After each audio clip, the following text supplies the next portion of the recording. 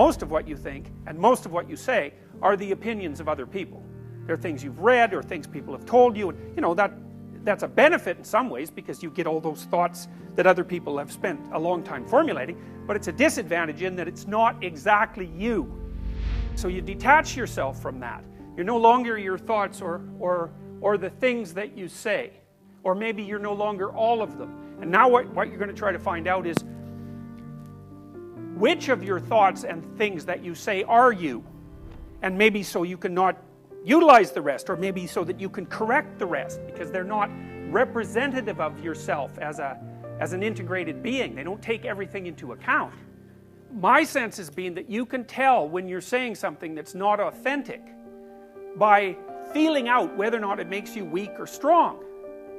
Now, you know, sometimes when you're conversing with people, you can say something that embarrasses yourself.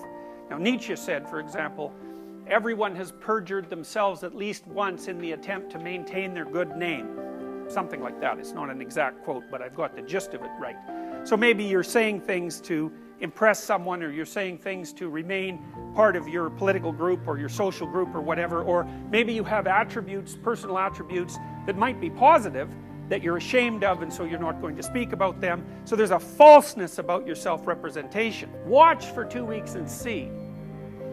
Make a rule that if you start to say something and it makes you feel weak, it's hard to describe exactly what that means. To me, what it means is that I can feel things coming apart sort of in my midsection, so I think it's an autonomic phenomena. And the subjective sense is of falsehood. It's like I've just stepped off the solid ground and onto something that doesn't support me well, and it feels like a self-betrayal. So that's existential inauthenticity. You can feel it right away. And then the rule is, shut up. If that happens, stop talking.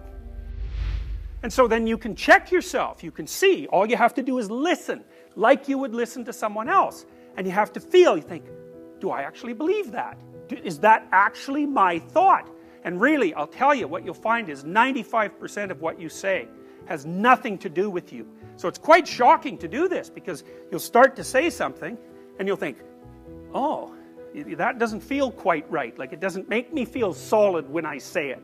There's something about that I'm subordinating myself to something or hiding in some way. It's very difficult to figure out exactly what you're doing, but you'll find out that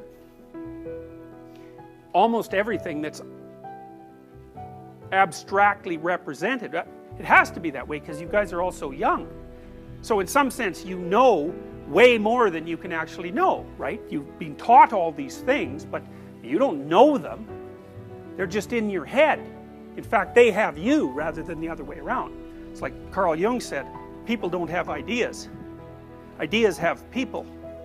And that's something to really think about, because then you want to watch and see what ideas there are floating around in your head and start to figure out where they came from, because it's highly probable that they're controlling you, just like a marionette is controlled by the puppeteer. It's very, very similar. And there's an inauthenticity about that.